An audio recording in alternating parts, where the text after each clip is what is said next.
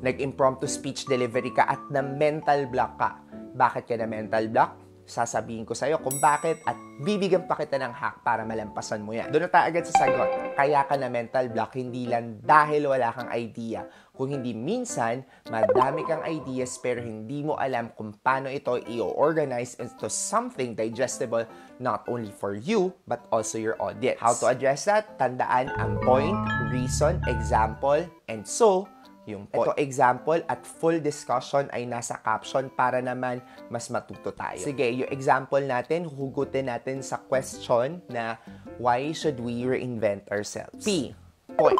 Ang point ay yung main idea mo. Sabihin mo na ang puso agad ng gusto mong sabihin and everything else will follow. Today, I will talk about the beauty of continuously reinventing your life. The importance of reinventing your life cannot be overstated. It is a fundamental process for personal growth and lifelong fulfillment. Kung mapansin ninyo, palagi tayo nagsastart sa main idea. Make this something that's automatic to you. Ang R naman ay para sa reason.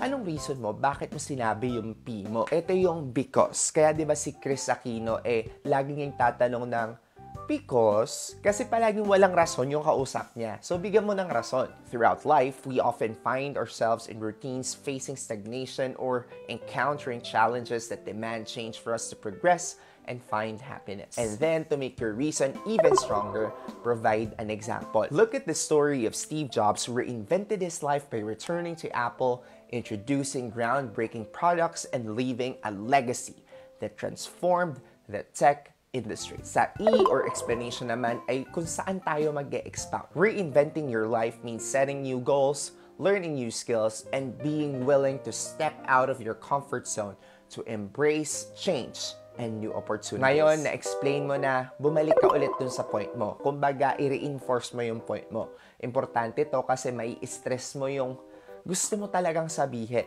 I-rephrase mo na ng onte para naman mas maganda. In conclusion, remember that reinvention is an ongoing journey, offering a path to self-discovery and personal growth. Kung halimbawa ay mahaba ang oras sa delivery na binigay para sa'yo, pwedeng gumawa ka ng pangalawang set mo ng P-REAP at pangatlo at pang-apat, depending on your need. Ang mga structures like these ay dapat ine-ensayo para perfect pagka nagkagulatan.